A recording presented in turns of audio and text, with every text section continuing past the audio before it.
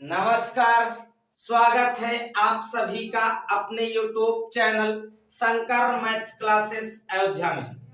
तो जैसा मैं बोर्ड पे लिख दिया और देख भी रहे हैं आप, UP triple SC pet math with solution 15 October 2022 first and second shift, यानी आज हम मैथ के जो सवाल आए यूपी ट्रिपल एससी पेट के पेपर में उसको आज हल करेंगे। ना कि सिर्फ उत्तर जानेंगे, हम आपको ये भी सिखाएंगे कि हल करने के तरीके क्या क्या हैं और आप कैसे अच्छे से आप आने वाले अगले दिन के जो सवाल हैं उनको आप कैसे मैनेज करेंगे। अगर इस तरह सवाल बने तो आप क्या क्या अप्रोच लगाएंगे, इसके बारे में आज हम चर्चा करेंगे। तो आप इधर देख रहे हैं तो आप थोड़ा इंतजार करते रहे, मैं एक सवाल आपके सामने लिख दूं, वहीं से क्लास की शुरुआत हो जाए और जितने भी सवाल आए उनको मैं हल करूं और आपको समझाऊं कि क्या अप्रोच आप लगा सकते हैं और कैसे हल करेंगे। तो मैं एक सवाल लिख दूं, तो मैंने एक सवाल लिख दिया और आप देख रहे हैं सवाल ये आया हुआ था और इसे आप कैसे लगाएंगे और इस पे क्या क्या बातें बन सकती उसकी हम चर्चा आपसे करेंगे। देखो लिखा हुआ है 308, 125, 45, 120 और 102 का औसत क्या हुआ। तो मैं औसत के बारे में बता दूं कि औसत जब भी निकाला जाता तो औसत की एक खासियत ये होती कि औसत बराबर होता जितने लोग दे रखे यानी पदों का योग और बटे पदों की संख्या के बराबर होता। पदों की संख्या, अगर यहां से आपसे ये भी पूछा जा सकता कि योग क्या होगा तो योग भी आपको कभी निकालने की बात आएगी तो आप कहेंगे औसत गुणे संख्या होगी। ये दो चीजें आप जानते रहे, पूरे औसत में ये दोनों चीजें ही लगती है। तो हमको केवल औसत पूछा गया तो अभी इससे कोई मतलब नहीं, अगर इस पे भी सवाल आएगा तो आप लगा ले जाए, उसकी मैं आशा करूं आपसे। तो आज हम इस सवाल में सिर्फ औसत पूछा गया तो औसत मतलब होता है योग बटा संख्या। तो औसत बराबर क्या करेंगे तो आप कहोगे औसत बराबर योग बटा संख्या, यानी इन सबको आप जोड़ना पड़ेगा। तो सबको जोड़ने का मतलब यह है कि 308 दे रखा, 125 दे रखा, 45 दे रखा, 120 दे रखा और 102 दे रखा। तो अब आप इसको जोड़ ले और जोड़ करके उत्तर जो आएगा वही आपका, और यह औसत बटे में संख्या मतलब 1 2 3 4 5 योग बटा संख्या कर दे। अब देखो ध्यान से 308 में 102 जोड़ोगे तो 410 हो जाएगा, 410 में 120 जोड़ोगे तो 530 हो जाएगा, 530 में 125 का मैं 100 जोड़ू तो 600 हो जाएगा, यानी 630 और 25 और 45 70, 630 और 70 कितना हुआ तो आप कहोगे 700 हुआ, और 5 से भाग देना तो 5 से काट दो 14 पंचे 70, उत्तर क्या आपको मिला तो आप कहोगे 140। देखो ऑप्शन डी में 140 उत्तर है, इस सवाल का यही उत्तर होगा। यह बात आपको मैं समझा पाया और आप समझ पाए। जोड़ने के लिए आप जैसे जोड़ पाए वैसे जोड़ने, कोई बड़ी बात नहीं है, आपको जोड़ना सिर्फ, और जितने लोग हैं उनसे भाग देना। तो आप कहोगे 1 2 3 4 5 लोग हैं, मैं 5 से भाग दिया। बात आई समझ में? तो आप इसे लिख ले, सवाल है इस तरह सवाल और भी आ सकते हैं। कल भी जिनका पेपर है वो बहुत ध्यान से इसे देखकर और जाएं। आप इसे लिखे, मैं एक सवाल और लिख दूं। आप देखिए कि एक सवाल आपका अंडर रूट निकालने को पूछा गया था, यानी वर्गमूल निकालने के। तो ये वर्गमूल जो है ये करणियों का वर्गमूल है। तो जब करणियों के वर्गमूल निकालने की बारी आती है तो मैं आपको ये बता दूं कि उसमें आप ये जानते रहे दो तीन चीजें आपके लिए जरूरी होती। पहली चीज ये जरूरी होती है कि अगर लिखा है अंडर रूट ए प्लस अंडर रूट बी और इसका वर्ग लिखा हुआ, अंडर रूट ए प्लस अंडर रूट बी और इसका वर्ग लिखा हुआ है तो ये बराबर होता है ए प्लस बी के। दूसरी चीज आप ये जानते रहिए अंडर रूट के अंदर ए प्लस बी लिखा है और इसका वर्ग लिखा है तो अंडर रूट से वर्ग कट जाता है, खाली ए प्लस बी बचता है। तो ये दो तीन चीजें होती हैं, इनको आप जानते रहेंगे तो आपका काम बनेगा। तो यही सब चीजें इसमें लगती हैं। लगाने का तरीका क्या होता है वो भी मैं आपको बता दूं और उत्तर कैसे निकालते वो भी आपको बता दूं। तो देखो लिखा हुआ है सवाल आपका 9 - 4 अंडर रूट 5, ये आपका सवाल लिखा। जब कभी भी इस तरह के सवाल आए तो आप एक बात ध्यान में अपने रख लें कि ये जो माइनस या प्लस जो मन करे वो लगाओ दोनों में से। और इसके बाद अगर गिनती कुछ भी लिखी है तो वहां सिर्फ 2 होना चाहिए, बाकी नहीं होना चाहिए। तो यहाँ पे 2 होने का मतलब यह है 1 2 ये 4 है, 4 में 2 2 है, तो 1 2 को हम भगाने का प्रयास करेंगे तो 1 2 इस वाले अंडर रूट के अंदर ले जाएंगे, तो 2 जो अंडर रूट के अंदर जाएगा तो 4 बनेगा। तो आप कहोगे 4 बनेगा तो इसको मैं कुछ ऐसे लिख सकता हूं 9 - 2 अंडर रूट 20। क्यों? क्योंकि अंडर रूट के अंदर 4 जाएगा और 5 से गुणा होगा तो 5 चौक 20। अब देखो ये 2 बन गया। मेरा ये कहने का मतलब कि आप यहाँ पे 2 हमेशा बनाने का प्रयास करना। क्यों बनाएंगे? उसका कारण ये है कि ये नीचे वाले को हमको a + b का होल स्क्वायर बनाना है ताकि ऊपर वाला अंडर रूट कट जाए। अब इस 20 जो दूसरे वाले अंडर रूट के नीचे लिखा है इसके 2 ऐसे फैक्टर करते जिनका योग इसके बराबर हो जो पहले लिखा है यानी 9 के बराबर, और गुणनफल तो ये होगा ही होगा। तो आप कहोगे ये क्या होगा? तो आप कहोगे 5 और 4। देखो 5 चौक 20 और 5 और 4 9। अब जो ये आता है उत्तर निकालने के लिए आप इसी पे सिर्फ रूट लगा दे, अंडर रूट 5 और अंडर रूट 4। अगर बीच में प्लस लगा है तो प्लस लगा दे, अगर माइनस लगा है तो माइनस लगा दे, मैं माइनस लगा दूं। आप देखिए इस तरह से उत्तर आपको कहीं मिला नहीं, तो आप कहोगे कि हम आगे और थोड़ा सिंपलीफाई करेंगे। कैसे करेंगे? तो आप कहोगे अंडर रूट 5 को तो कुछ करेंगे नहीं, ये अंडर रूट 4 का मतलब क्या होता है? आप कहोगे 2। तो देखो अंडर रूट 5 - 2 आपका जहां उत्तर हो यानी ऑप्शन नंबर बी इस सवाल का सही उत्तर है। मैं क्या बता रहा हूं आपको समझा पा रहा हूं, आप समझ पा रहे हैं, लगाने का यही तरीका अच्छा होता है। बात आई समझ में? तो आप इसे लिखे, मैं एक आध सवाल और लिख दूं, ऐसे लिखते चला जाऊं और आप सवाल देखते जाएं। देखें एक सवाल ये भी पूछा गया था जो सवाल डायरेक्ट फार्मूले पे था, आपको कुछ करना नहीं, इसको आप हल बिल्कुल नहीं करेंगे। आपको जब भी इस तरह से सवाल मिले तो आप क्या करेंगे? देखो सवाल क्या लिखा है, लिखा हुआ है 2.1 की घात 3 प्लस 5.8 की घात 3 और बाटे में क्या लिखा? तो आप कहोगे 2.1 का होल स्क्वायर माइनस 2.1 गुणे 5.8 प्लस 5.8 का होल स्क्वायर। ये सवाल लिखा हुआ। जब भी आपको इस तरह के सवाल देखने को मिले तो आपको करना कुछ नहीं होता। देखो 2 पद दिख रहे हैं, एक तो 2.1 है और दूसरा 5.8 है। तो जब भी इस तरह के सवाल मिले तो पहले पद को आप a मानिए, a बराबर 2.1 और b बराबर कितना? तो आप कहोगे 5.8। अगर मैं यहाँ पे वैल्यू रखने का प्रयास करूं तो देखो ये ऊपर वाला a की घात 3 बनेगा और फिर b की घात 3, नीचे वाला क्या बनेगा? तो आप कहोगे ये a स्क्वायर लिखा हुआ है और माइनस देखो ये a है ये b है यानी ab और प्लस में आप कहोगे b स्क्वायर। आपको कुछ नहीं करना, ऊपर वाले का सिर्फ फार्मूला खोल देना।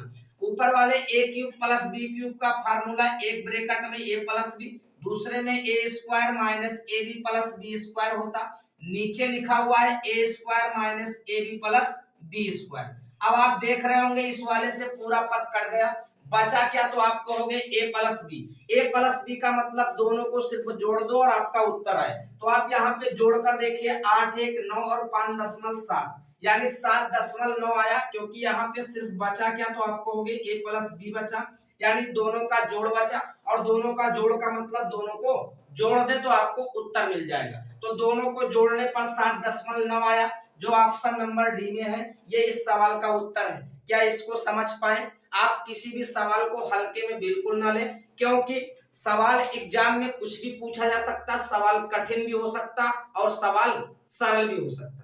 बात आई समझ में कि नहीं? तो आप देखो ध्यान से, जो उत्तर आपको मिला वो कितना मिला? तो आपको हो गया 7.9 मिला।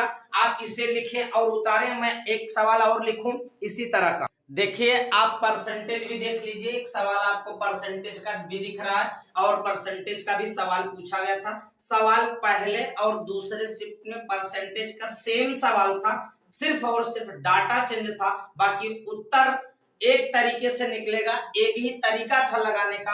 आप इसको समझने का प्रयास करें। जो फर्स्ट पेपर देख के गए होंगे उनका सेकंड अच्छा हुआ होगा। आप देखिए एक परीक्षा में 70% विद्यार्थी भौतिकी में उत्तीर्ण हुए और 80% विद्यार्थी तर्कड़ा में उत्तीर्ण हुए। यदि इन दोनों विषयों में 55% विद्यार्थी उत्तीर्ण हुए तो दोनों विषयों में कितने प्रतिशत विद्यार्थी अनुत्तीर्ण हुए। जब भी हम परसेंटेज पढ़ा रहे थे तो आपको हम बताए थे कि इस तरह के सवाल का लगाने का आसान तरीका क्या है, तो आपको मैं बताया था वेन डायग्राम सबसे बेहतर है। तो देखो ध्यान से, भौतिक की अगर मैं बात करूं तो भौतिक में कितना उत्तीर्ण हुए, तो आप कहोगे 80%। अगर मैं तर्कड़ा की बात करूं, ये देखो भौतिक में उत्तीर्ण है, भौतिक में आप कहोगे उत्तीर्ण। हाँ, डाटा को बहुत ध्यान से देखिए तो आप कहोगे ये मेरे पास 70% लोग, भौतिक में 70%।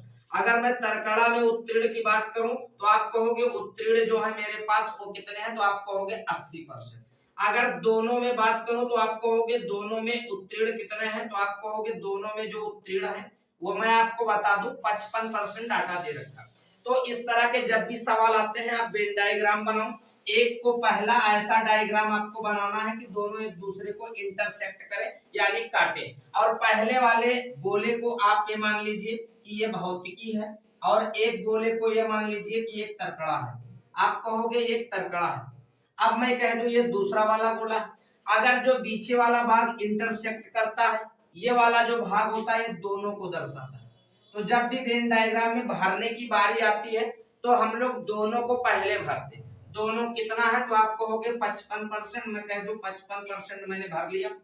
अब मैं अगर तर्कड़ा वाले की बात करूं तो आप कहोगे ये पहला गोला, और इस पूरे गोले में तर्कड़ा में मुझे 80% चाहिए था, 55 भर गया तो कितना बचा, तो आप कहोगे 25%। अब आप देख रहे होंगे तर्कड़ा वाला जो गोला है ये मेरा 80 हो गया। अब भौतिक वाले गोले में मुझे 70 चाहिए था, 55 भर लिया है मैंने, तो आप कहोगे 15 और भर दें तो आपका काम हो जाए। यानी ये क्या भर रहे हैं, तो आप कहोगे ये पास का डाटा दिया है उत्तीर्ण का, तो आप कहोगे कुल पास कितने हैं, तो आप कहोगे पास का मतलब उत्तीर्ण, तो उत्तीर्ण कितने हैं, तो आप कहोगे 25 और 55 कितना होगा, तो आप कहोगे 70 नहीं 80 होगा, और 80 और 15 कितना, तो आप कहोगे 95%। यानी पास जो है 95% और टोटल वैल्यू 100%, तो फेल कितने हो गए, तो आप कहोगे फेल जो हो गए वो 500 माइनस कितना 95 यानी कै %, तो आप कहोगे 5%। ये इस सवाल का उत्तर है।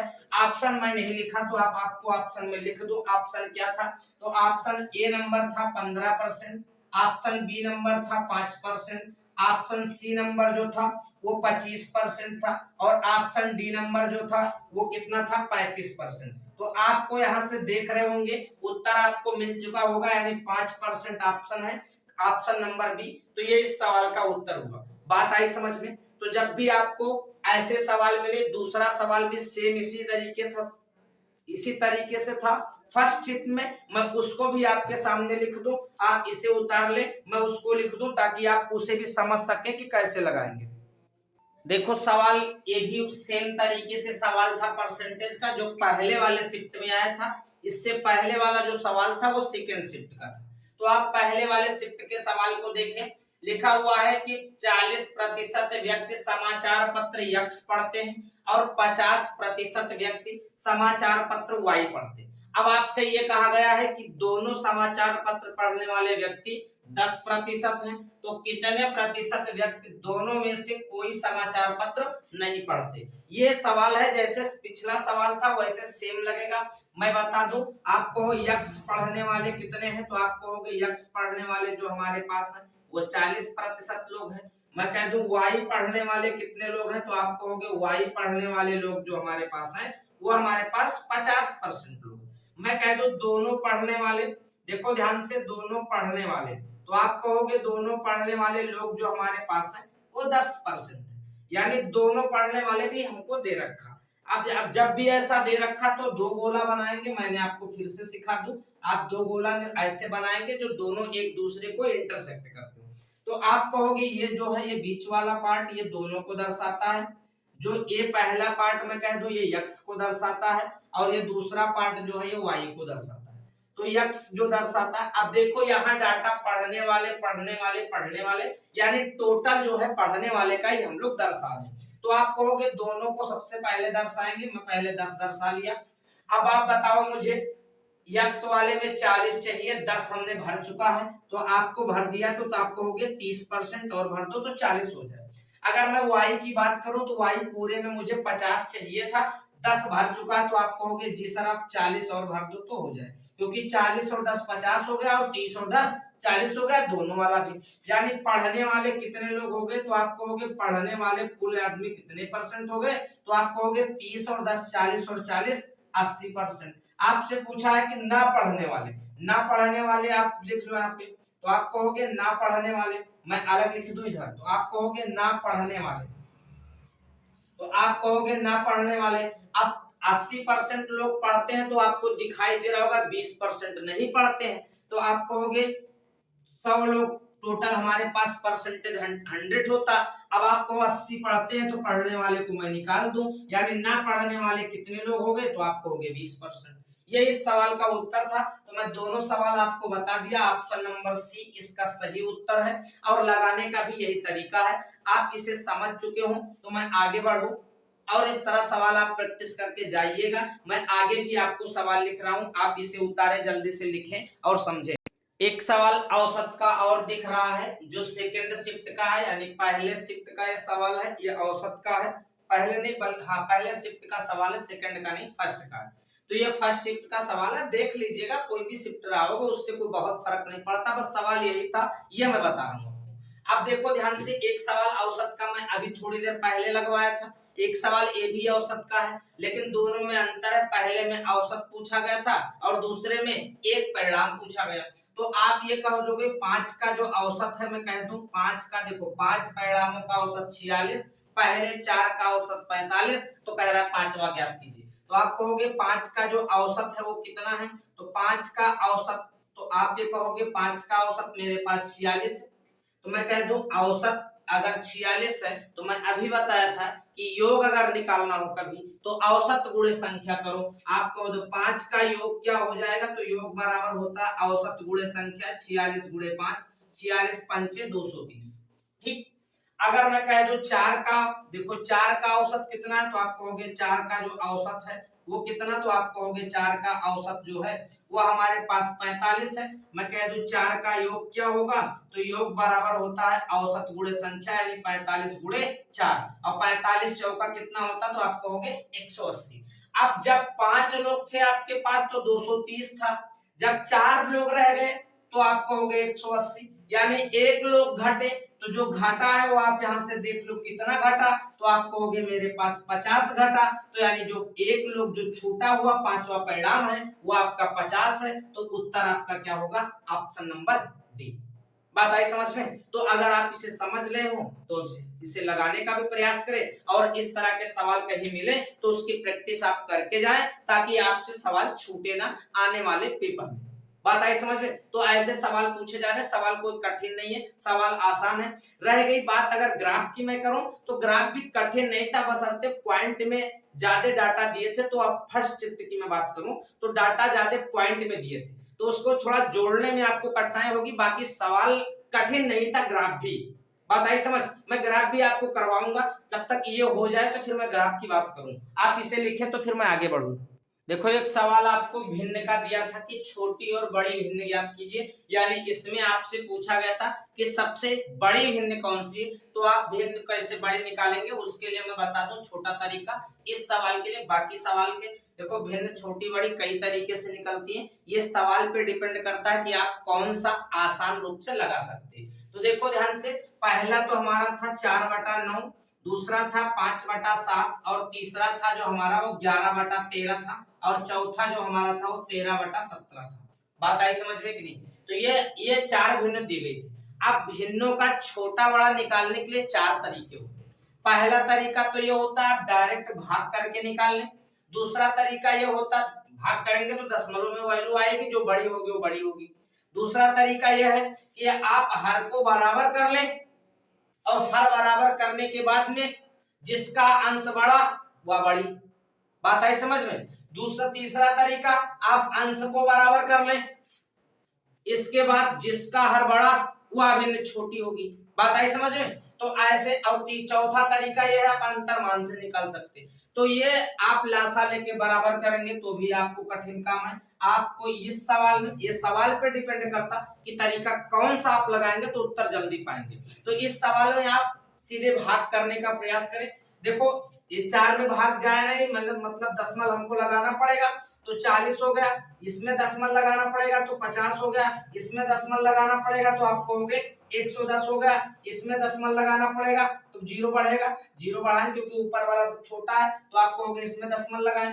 अब आप भाग कर लो, देखो 9 से भाग करोगे, 9 चौक 36, 4 बार जा रहा है। देखो 7 से भाग करो, 7 57 49, लगभग 7 बार जा रहा है।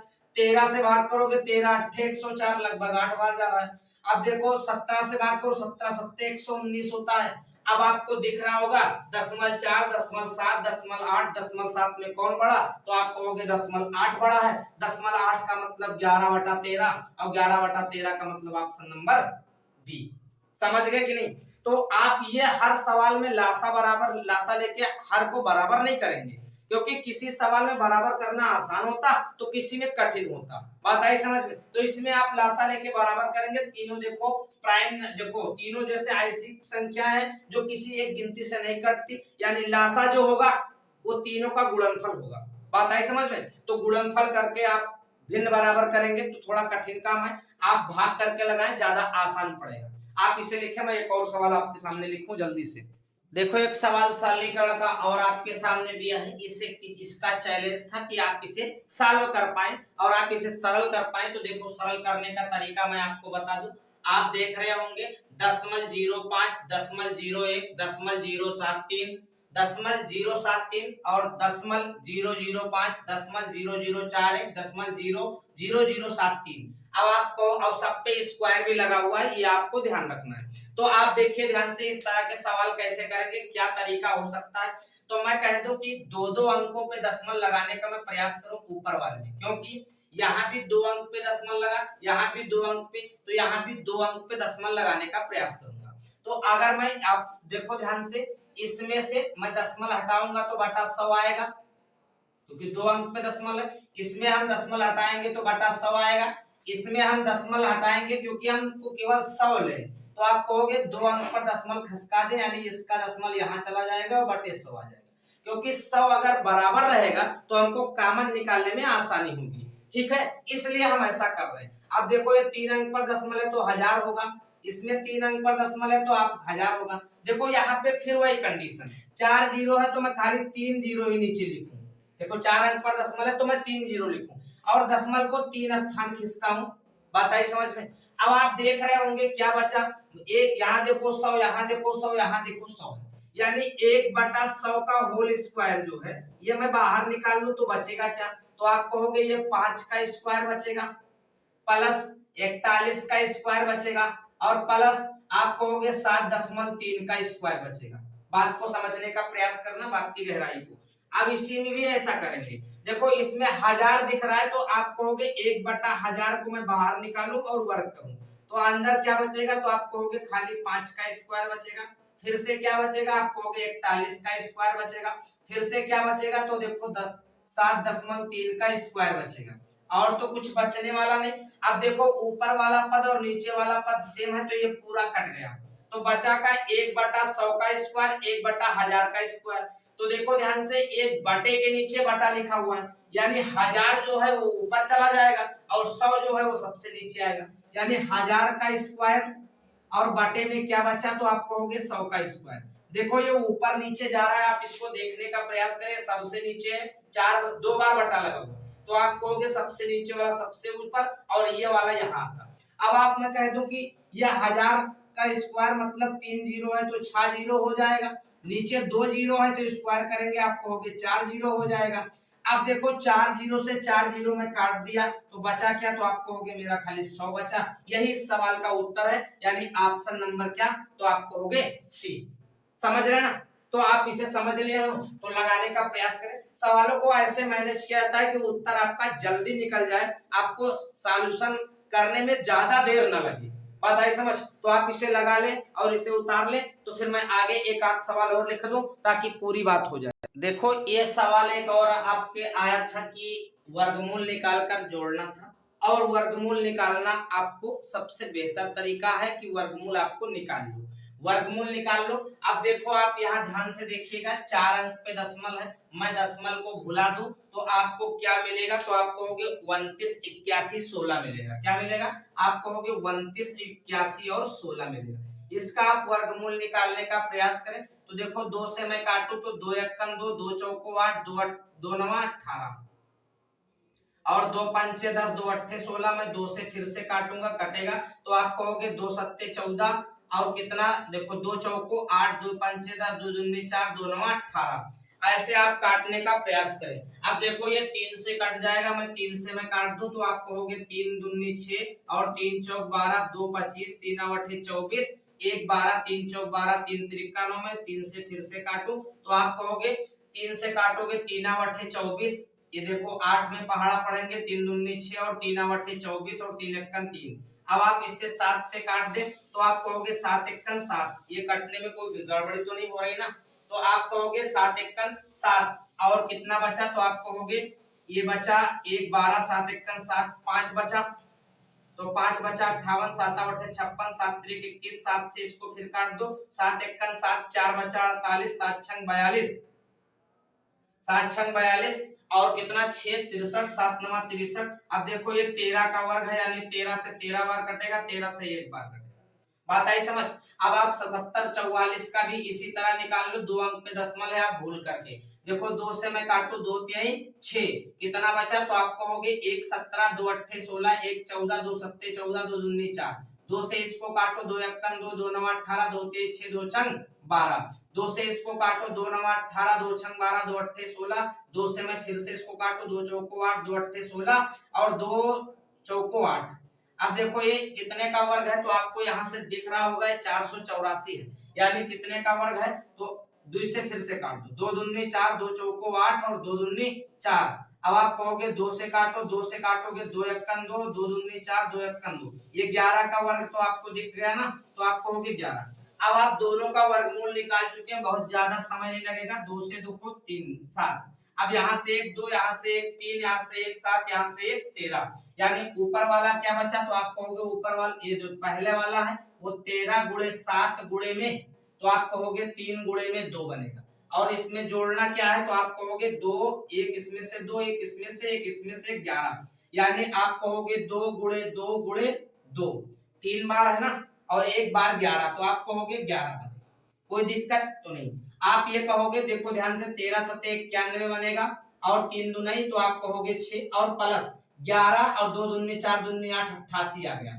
अब देखो 6 एकम 6 और 6 नवाई 54, आप कहोगे ये। अब आपको एक बात ये ध्यान में रखना, जो आप बात छोड़ के आए हैं वो छोड़ के क्या है, देखो यहाँ 2 अंक पर दशमल था, वर्गमूल निकलेगा तो 1 अंक पे दशमल लग जाएगा। यहाँ पे 4 अंक पे दशमल था तो वर्गमूल निकलेगा तो आप कहोगे 2 अंक पर दशमल लग जाएगा। अब देखो ध्यान से खाली इसको जोड़ देना, तो आप कहोगे 6 और 8 और 4 12। अब देखो 5 और 1 6, यानी 6.26 इस सवाल का उत्तर होगा। 8 1 8 4 12 और 5 और 1 6, तो 6.26। बहुत बड़ा सवाल नहीं था, लेकिन कुछ एक आध सवाल आ जाए तो आप इसे कर ले जाए। देखो ध्यान से, पहली बात तो ये है, कुछ तो गड़बड़ हो गया मुझे लग रहा है, काटने में कुछ मिस हो गया। 1 मिनट में देख के बता दे रहा हूँ, कुछ गड़बड़ हो गया। देखो गड़बड़ कुछ नहीं हुआ, सिर्फ और सिर्फ ये हो गया, देखो 6 को 6 जोड़े 8 4 12 और 5, देखो 8 6 ये होगा, 8 4 12 और 8 5 13 1 14, बस ये जोड़ने में यहाँ मिस हो गया, यानी 14.26। बाकी सब कुछ सही था, यानी 14.26 का मतलब ऑप्शन नंबर बी। बात आई समझ में, तो आप इसे लिख ले। इस तरह सवाल आ रहे थे आजकल, तो आज के जो पेपर में ये सवाल आए, इनका हमने आपको एनालिसिस करवाया और आपको बताया कि ये सवाल कैसे लगेंगे, आपको समझ आया होगा। आप इस वीडियो को देखकर अगले दिन पेपर देने जाएं। आपका दिन शुभ हो, मैं ये आपसे आशा करूं आप इसे अच्छी तरह कर पाएं। आज के लिए इतना ही। गुड नाइट, शुभ संध्या, धन्यवाद।